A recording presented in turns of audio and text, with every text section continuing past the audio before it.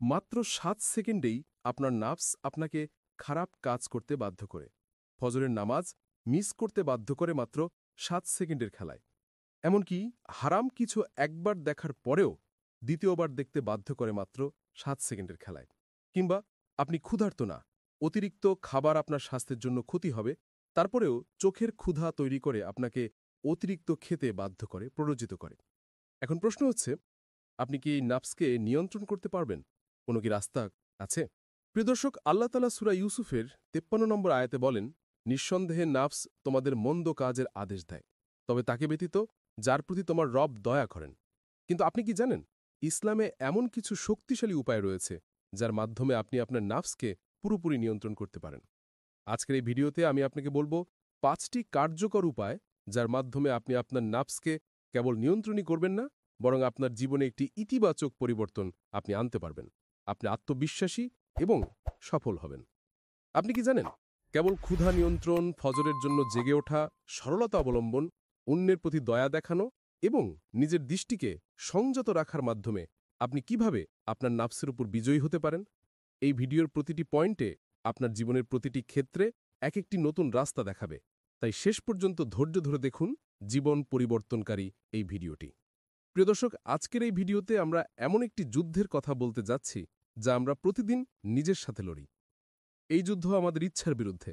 এটা সেই কণ্ঠস্বর যা আমাদেরকে তাৎক্ষণিক আনন্দের দিকে ঠেলে দেয়।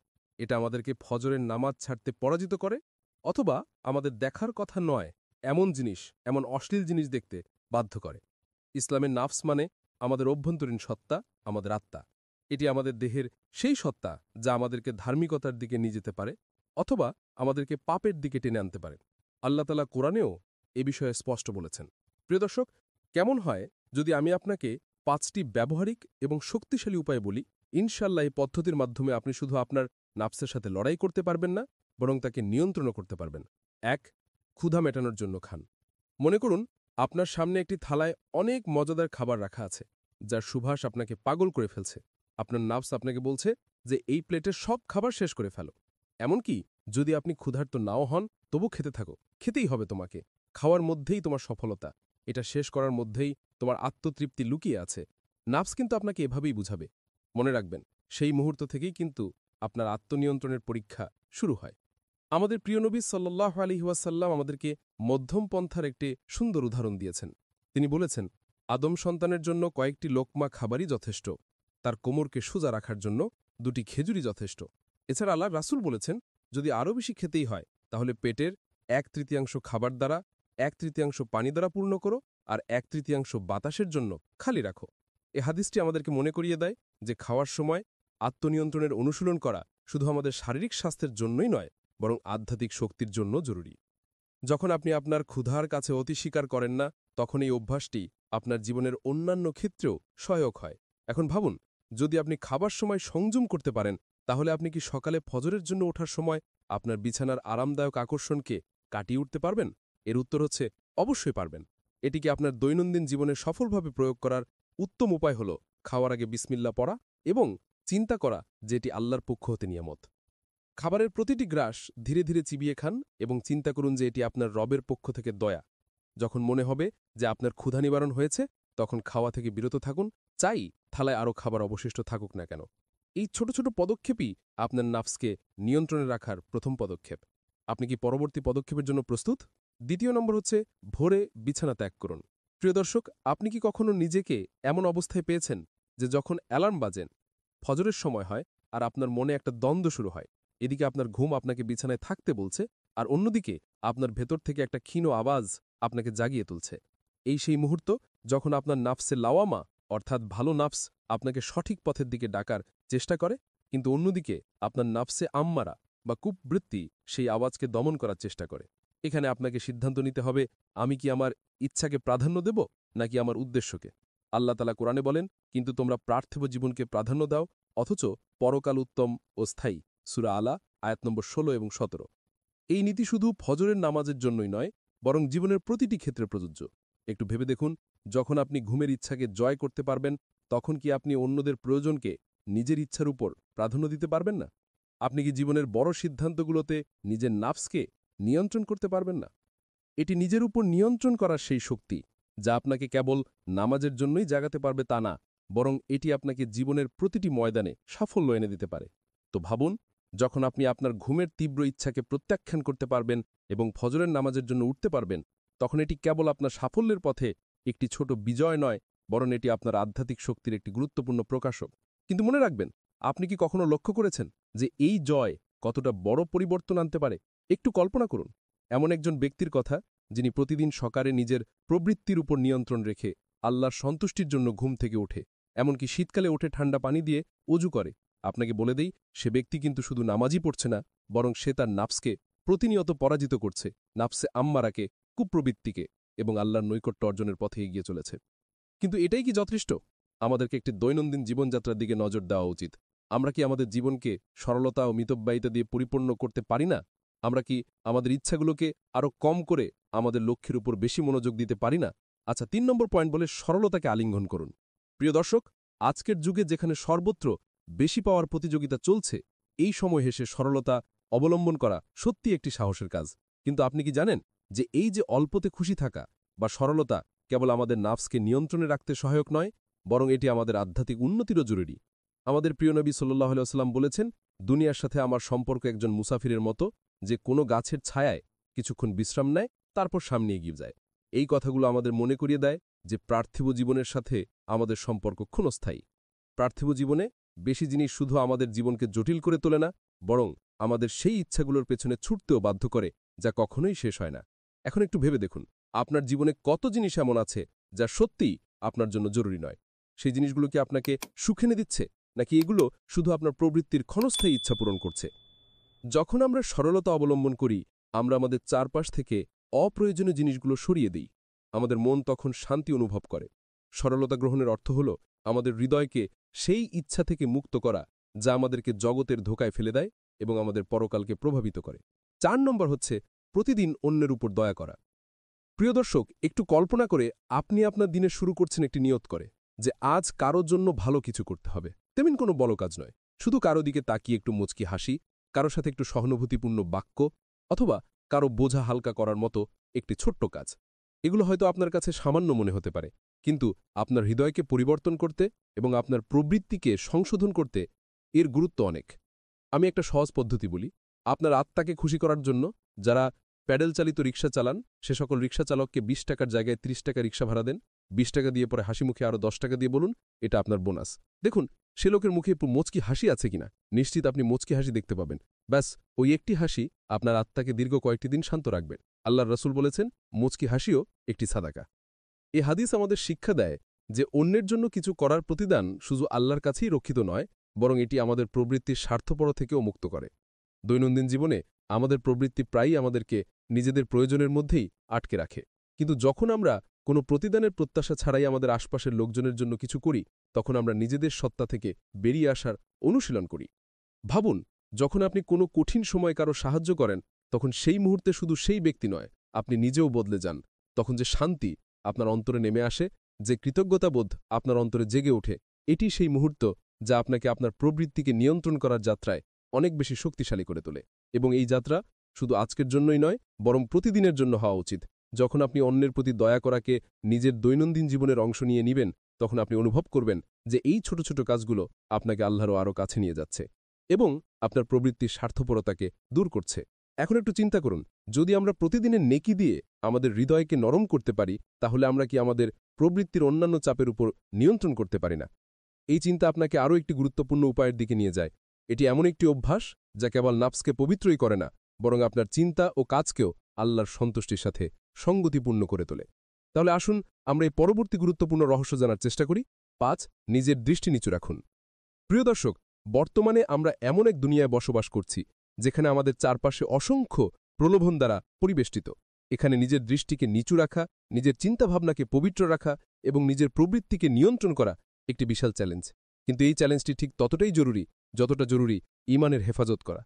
আল্লাহ তাআলা কোরআনে বলেন, মুমিন পুরুষদেরকে বলুন যে তারা যেন তাদের দৃষ্টি নিচু রাখে এবং তাদের লজ্জাস্থানের হেফাজত করে। এটি তাদের জন্য বেশি পবিত্র। নিশ্চয়ই আল্লাহ জানেন তারা কি করে। সূরা নূর আয়াত নম্বর ৩০। এই আদেশ আমাদেরকে শুধু বাহ্যিকভাবে দৃষ্টিনত করার জন্য নয়, বরং আমাদেরকে আমাদের চোখের মাধ্যমে অন্তরে প্রবেশকারী চিন্তাগুলো, খারাপ চিন্তাগুলো, কুপ্রবৃত্তিগুলো নিয়ন্ত্রণ করার কৌশল বলে দিচ্ছে। কিন্তু এটা কিভাবে সম্ভব? আজকের যুগে যেখানে প্রতি মুহূর্তে সোশ্যাল মিডিয়া, বিজ্ঞাপন, বিলবোর্ড এবং ইন্টারনেটে আমাদেরকে নানান প্রলোভনের মুখোমুখি হতে হয়, আজকের যুগেই এই চ্যালেঞ্জটি খুব কঠিন হয়ে যায়। আপনি সম্ভবত ভাবতে পারেন যে আমার দৃষ্টিতে কি ক্ষতি? এটা তো শুধু নজর, একটু খারাপ জিনিস দেখলে কি এমন ক্ষতি হয়? কিন্তু মনে রাখবেন, নবী সাল্লাল্লাহু আলাইহি ওয়াসাল্লাম বলেছেন, চোখের জিনা হলো দেখা। এখানে প্রশ্ন, আমরা কি আমাদের দৃষ্টিকে পবিত্র রেখে আমাদের অন্তরকেও পবিত্র করতে পারি? একটু চিন্তা করুন, প্রতিবার যখন আপনি আপনার দৃষ্টিকে নত করেন, প্রতিবার যখন আপনি এমন কোনো জিনিসকে উপেক্ষা করেন যা আপনাকে গুনাহের দিকে নিয়ে যেতে পারে, তখন আপনি প্রকৃতপক্ষে আল্লাহর নৈকট্য হাসিল করছেন। এটা শুধু গুনাহ থেকে বাঁচার বিষয় নয়, বরং এটি আল্লাহর আদেশের সাথে সঙ্গতি রেখে আপনার প্রবৃত্তিকে প্রশিক্ষণ দেওয়ার বিষয়। আমার নিজের জীবনে একসময় আমি সোশ্যাল মিডিয়ায় অপ্রয়োজনীয় জিনিস দেখার অভ্যাস বন্ধ করতে চেষ্টা করছিলাম। এটা আমার জন্য সহজ ছিল না, কিন্তু যখন আমি আমার ফোনটিকে ঠিক তেমনি ব্যবহার করতে শুরু করলাম যেমনটা আমি আমার চোখে জনসাধারণের সামনে ব্যবহার করি, অর্থাৎ শুধুমাত্র জায়েজ এবং প্রয়োজনীয় জিনিস দেখার জন্য, তখন আমি অন্তরে শান্তি অনুভব করলাম। আর যখন আপনি এই অনুশীলনটি করবেন, আপনি দেখবেন যে এইটি শুধু আপনার অন্তরকে পরিষ্কারই করে না, বরং আপনার চিন্তাভাবনাকে আল্লাহর সন্তুষ্টির দিকে ঘুরিয়ে দেয়। তাহলে প্রশ্ন হল, আপনি আপনার প্রবৃত্তিকে কিভাবে শক্তিশালী করবেন? যখন আপনার দৃষ্টি নত হবে, আপনার চিন্তাভাবনা পবিত্র হবে এবং আপনার কাজ কেবল আল্লাহর সন্তুষ্টির জন্য হবে, তখন আপনি অবশ্যই অন্তরে প্রশান্তি, আত্মবিশ্বাস এবং আধ্যাত্মিকতার শক্তি পাবেন। এখন যখন আপনি জানেন যে আপনার দৃষ্টিকে নত রাখতে হবে আর দৃষ্টিকে নিচু রাখা কতটা গুরুত্বপূর্ণ, তাহলে চলুন এবার আমরা একটি ফলাফলের দিকে এগিয়ে যাই। প্রিয় দর্শক, আজ আমরা আমাদের জীবনকে আরও উন্নত করার জন্য প্রবৃত্তিকে নিয়ন্ত্রণ করার ৫টি শক্তিশালী কৌশল নিয়ে আলোচনা করছি। এটি এমন একটি সফর যা কেবল ধৈর্য, সহনশীলতা এবং আল্লাহর সাহায্য নিয়ে সফল হওয়া যায়। মনে রাখবেন, ছোট ছোট পদক্ষেপই আমাদেরকে বড় অর্জনের দিকে নিয়ে যায়। যখন আপনি আপনার জীবনের যে কোনো অংশে পরিবর্তন আনার চেষ্টা করেন, তখন এটি সর্বদা সহজ হয় না। কিন্তু আল্লাহ তাআলা বলেন যে আল্লাহ কারও উপর তার সামর্থ্যের বেশি বোঝা চাপান না। এর মানে হল, আমরা আমাদের সংগ্রামে কখনোই একা নই এবং আল্লাহর সাহায্য সর্বদা আমাদের সাথে আছে। আপনি এইমাত্র যে নিয়মগুলো দেখেছেন তা কেবল আপনার আধ্যাত্মিক নয়, বরং আপনার পার্থিব জীবনেও শান্তি ও বরকত আনার মাধ্যম হতে পারে।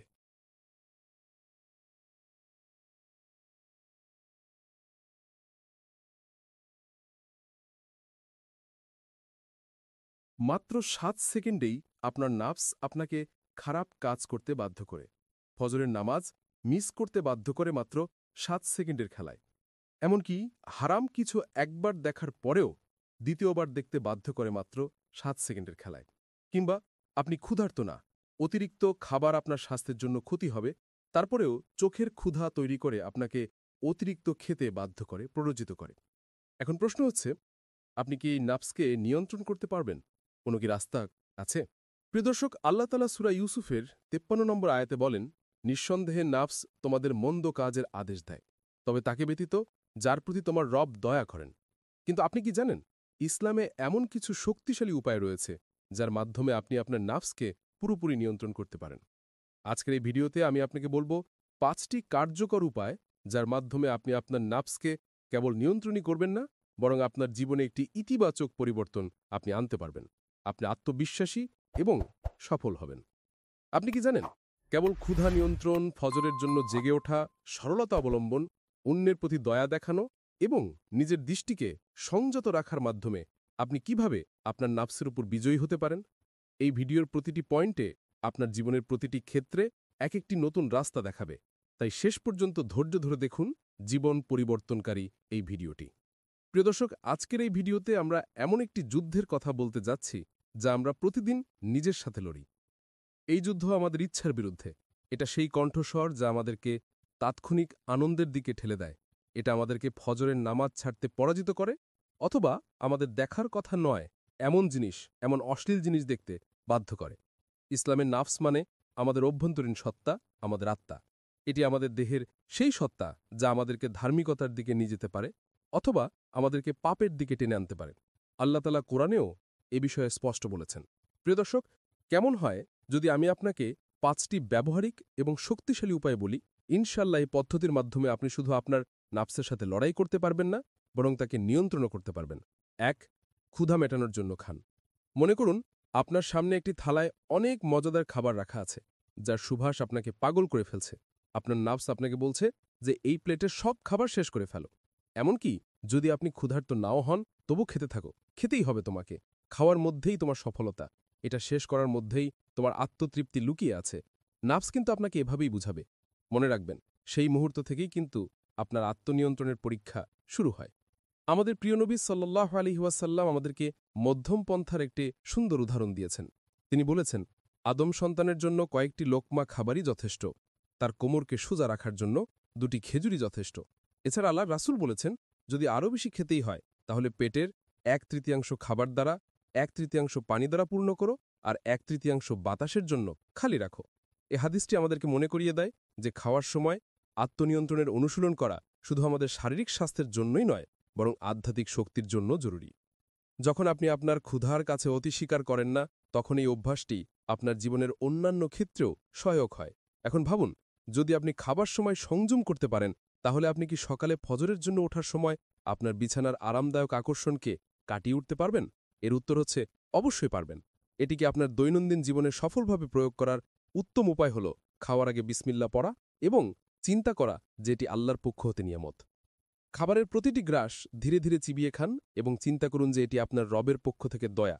যখন মনে হবে যে আপনার ক্ষুধা নিবারণ হয়েছে, তখন খাওয়া থেকে বিরত থাকুন, চাই থালায় আরও খাবার অবশিষ্ট থাকুক না কেন। এই ছোট ছোট পদক্ষেপই আপনার নাফসকে নিয়ন্ত্রণে রাখার প্রথম পদক্ষেপ। আপনি কি পরবর্তী পদক্ষেপের জন্য প্রস্তুত?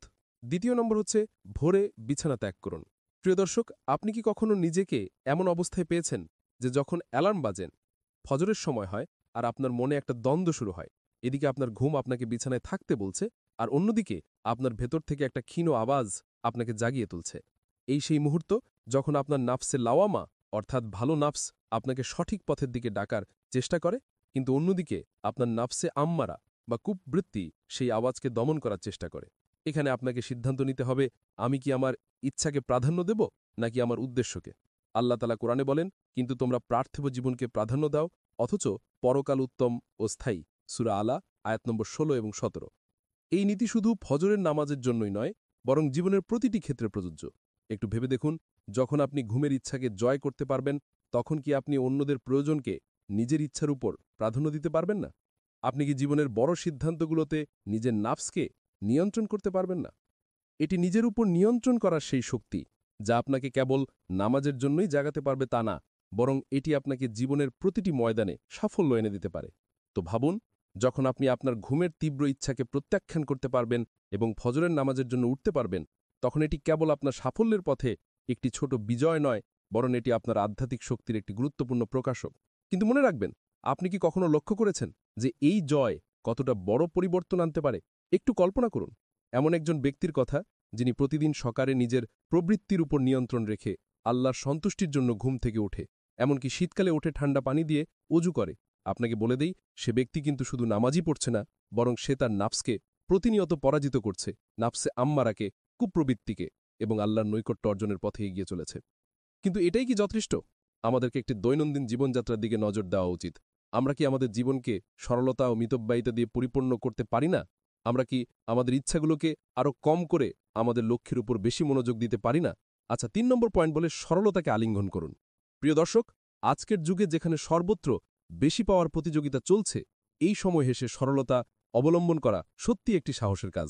কিন্তু আপনি কি জানেন যে এই যে অল্পতে খুশি থাকা বা সরলতা কেবল আমাদের নাফসকে নিয়ন্ত্রণে রাখতে সহায়ক নয়, বরং এটি আমাদের আধ্যাত্মিক উন্নতিরও জরুরি। আমাদের প্রিয় নবী সাল্লাল্লাহু আলাইহি ওয়াসাল্লাম বলেছেন, দুনিয়ার সাথে আমার সম্পর্ক একজন মুসাফিরের মতো, যে কোনো গাছের ছায়ায় কিছুক্ষণ বিশ্রাম নেয়, তারপর সামনে এগিয়ে যায়। এই কথাগুলো আমাদের মনে করিয়ে দেয় যে পার্থিব জীবনের সাথে আমাদের সম্পর্ক ক্ষণস্থায়ী। পার্থিব জীবনে বেশি জিনিস শুধু আমাদের জীবনকে জটিল করে তোলে না, বরং আমাদের সেই ইচ্ছাগুলোর পেছনে ছুটতেও বাধ্য করে, যা কখনোই শেষ হয় না। এখন একটু ভেবে দেখুন, আপনার জীবনে কত জিনিস এমন আছে যা সত্যিই আপনার জন্য জরুরি নয়? সেই জিনিসগুলো কি আপনাকে সুখ এনে দিচ্ছে, নাকি এগুলো শুধু আপনার প্রবৃত্তির ক্ষণস্থায়ী ইচ্ছা পূরণ করছে? যখন আমরা সরলতা অবলম্বন করি, আমরা আমাদের চারপাশ থেকে অপ্রয়োজনীয় জিনিসগুলো সরিয়ে দিই। আমাদের মন তখন শান্তি অনুভব করে। সরলতা গ্রহণের অর্থ হল আমাদের হৃদয়কে সেই ইচ্ছা থেকে মুক্ত করা যা আমাদেরকে জগতের ধোঁকায় ফেলে দেয় এবং আমাদের পরকালকে প্রভাবিত করে। 4 নম্বর হচ্ছে প্রতিদিন অন্যের উপর দয়া করা। প্রিয় দর্শক, একটু কল্পনা করে আপনি আপনার দিনে শুরু করছেন একটি নিয়ত করে যে আজ কারোর জন্য ভালো কিছু করতে হবে। তেমন কোনো বড় কাজ নয়, শুধু কারো দিকে তাকিয়ে একটু মুচকি হাসি, কারোর সাথে একটু সহানুভূতিপূর্ণ বাক্য, অথবা কারো বোঝা হালকা করার মতো একটি ছোট্ট কাজ। এগুলো হয়তো আপনার কাছে সামান্য মনে হতে পারে, কিন্তু আপনার হৃদয়কে পরিবর্তন করতে এবং আপনার প্রবৃত্তিকে সংশোধন করতে এর গুরুত্ব অনেক। আমি একটা সহজ পদ্ধতি বলি। আপনার আত্মাকে খুশি করার জন্য যারা প্যাডেল চালিত রিক্সা চালান, সে সকল রিক্সা চালককে 20 টাকার জায়গায় 30 টাকা রিক্সা ভাড়া দেন। 20 টাকা দিয়ে পরে হাসি মুখে আরও 10 টাকা দিয়ে বলুন, এটা আপনার বোনাস। দেখুন সে লোকের মুখে একটু মুচকি হাসি আছে কিনা। নিশ্চিত আপনি মুচকি হাসি দেখতে পাবেন। ব্যাস, ওই একটি হাসি আপনার আত্মাকে দীর্ঘ কয়েকটি দিন শান্ত রাখবে। আল্লাহর রাসূল বলেছেন, মুচকি হাসিও একটি সাদাকা। এ হাদিস আমাদের শিক্ষা দেয় যে অন্যের জন্য কিছু করার প্রতিদান শুধু আল্লাহর কাছেই রক্ষিত নয়, বরং এটি আমাদের প্রবৃত্তির স্বার্থপর থেকেও মুক্ত করে। দৈনন্দিন জীবনে আমাদের প্রবৃত্তি প্রায়ই আমাদেরকে নিজেদের প্রয়োজনের মধ্যেই আটকে রাখে, কিন্তু যখন আমরা কোনো প্রতিদানের প্রত্যাশা ছাড়াই আমাদের আশপাশের লোকজনের জন্য কিছু করি, তখন আমরা নিজেদের সত্তা থেকে বেরিয়ে আসার অনুশীলন করি। ভাবুন, যখন আপনি কোনো কঠিন সময় কারো সাহায্য করেন, তখন সেই মুহূর্তে শুধু সেই ব্যক্তি নয়, আপনি নিজেও বদলে যান। তখন যে শান্তি আপনার অন্তরে নেমে আসে, যে কৃতজ্ঞতাবোধ আপনার অন্তরে জেগে ওঠে, এটি সেই মুহূর্ত যা আপনাকে আপনার প্রবৃত্তিকে নিয়ন্ত্রণ করার যাত্রায় অনেক বেশি শক্তিশালী করে তোলে। এবং এই যাত্রা শুধু আজকের জন্যই নয়, বরং প্রতিদিনের জন্য হওয়া উচিত। যখন আপনি অন্যের প্রতি দয়া করাকে নিজের দৈনন্দিন জীবনের অংশ নিয়ে নিবেন, তখন আপনি অনুভব করবেন যে এই ছোট ছোট কাজগুলো আপনাকে আল্লাহরও আরও কাছে নিয়ে যাচ্ছে এবং আপনার প্রবৃত্তির স্বার্থপরতাকে দূর করছে। এখন একটু চিন্তা করুন, যদি আমরা প্রতিদিনের নেকি দিয়ে আমাদের হৃদয়কে নরম করতে পারি, তাহলে আমরা কি আমাদের প্রবৃত্তির অন্যান্য চাপের উপর নিয়ন্ত্রণ করতে পারি না? এই চিন্তা আপনাকে আরও একটি গুরুত্বপূর্ণ উপায়ের দিকে নিয়ে যায়। এটি এমন একটি অভ্যাস যা কেবল নাফসকে পবিত্রই করে না, বরং আপনার চিন্তা ও কাজকেও আল্লাহর সন্তুষ্টির সাথে সঙ্গতিপূর্ণ করে তোলে। তাহলে আসুন আমরা এই পরবর্তী গুরুত্বপূর্ণ রহস্য জানার চেষ্টা করি। 5. নিজের দৃষ্টি নিচু রাখুন। প্রিয় দর্শক, বর্তমানে আমরা এমন এক দুনিয়ায় বসবাস করছি যেখানে আমাদের চারপাশে অসংখ্য প্রলোভন দ্বারা পরিবেষ্টিত। এখানে নিজের দৃষ্টিকে নিচু রাখা, নিজের চিন্তাভাবনাকে পবিত্র রাখা এবং নিজের প্রবৃত্তিকে নিয়ন্ত্রণ করা একটি বিশাল চ্যালেঞ্জ। কিন্তু এই চ্যালেঞ্জটি ঠিক ততটাই জরুরি যতটা জরুরি ঈমানের হেফাজত করা। আল্লাহ তাআলা কোরআনে বলেন, মুমিন পুরুষদেরকে বলুন যে তারা যেন তাদের দৃষ্টি নিচু রাখে এবং তাদের লজ্জাস্থানের হেফাজত করে। এটি তাদের জন্য বেশি পবিত্র। নিশ্চয়ই আল্লাহ জানেন তারা কি করে। সূরা নূর আয়াত নম্বর 30। এই আদেশ আমাদেরকে শুধু বাহ্যিকভাবে দৃষ্টিনত করার জন্য নয়, বরং আমাদেরকে আমাদের চোখের মাধ্যমে অন্তরে প্রবেশকারী চিন্তাগুলো, খারাপ চিন্তাগুলো, কুপ্রবৃত্তিগুলো নিয়ন্ত্রণ করার কৌশল বলে দিচ্ছে। কিন্তু এটা কিভাবে সম্ভব? আজকের যুগে যেখানে প্রতি মুহূর্তে সোশ্যাল মিডিয়া, বিজ্ঞাপন, বিলবোর্ড এবং ইন্টারনেটে আমাদেরকে নানান প্রলোভনের মুখোমুখি হতে হয়, আজকের যুগেই এই চ্যালেঞ্জটি খুব কঠিন হয়ে যায়। আপনি সম্ভবত ভাবতে পারেন যে আমার দৃষ্টিতে কি ক্ষতি? এটা তো শুধু নজর, একটু খারাপ জিনিস দেখলে কি এমন ক্ষতি হয়? কিন্তু মনে রাখবেন, নবী সাল্লাল্লাহু আলাইহি ওয়াসাল্লাম বলেছেন, চোখের জিনা হলো দেখা। এখানে প্রশ্ন, আমরা কি আমাদের দৃষ্টিকে পবিত্র রেখে আমাদের অন্তরকেও পবিত্র করতে পারি?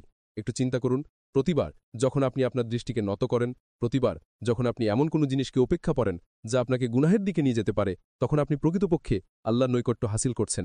এটা শুধু গুনাহ থেকে বাঁচার বিষয় নয়, বরং এটি আল্লাহর আদেশের সাথে সঙ্গতি রেখে আপনার প্রবৃত্তিকে প্রশিক্ষণ দেওয়ার বিষয়। আমার নিজের জীবনে একসময় আমি সোশ্যাল মিডিয়ায় অপ্রয়োজনীয় জিনিস দেখার অভ্যাস বন্ধ করতে চেষ্টা করছিলাম।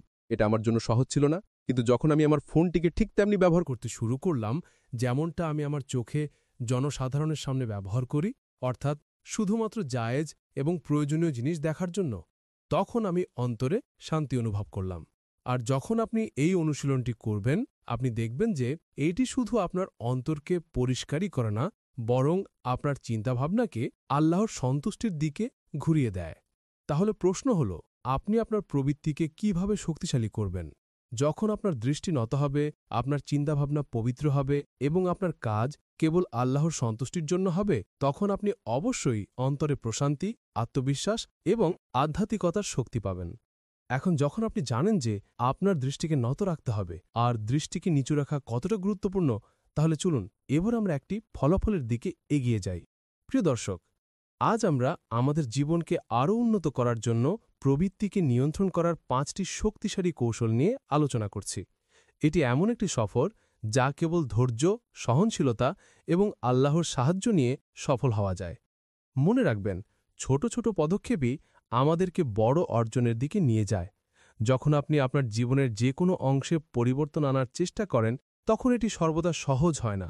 কিন্তু আল্লাহ তাআলা বলেন যে আল্লাহ কারও উপর তার সামর্থ্যের বেশি বোঝা চাপান না। এর মানে হল আমরা আমাদের সংগ্রামে কখনোই একা নই এবং আল্লাহর সাহায্য সর্বদা আমাদের সাথে আছে। আপনি এইমাত্র যে নিয়মগুলো দেখেছেন তা কেবল আপনার আধ্যাত্মিক নয়, বরং আপনার পার্থিব জীবনেও শান্তি ও বরকত আনার মাধ্যম হতে পারে।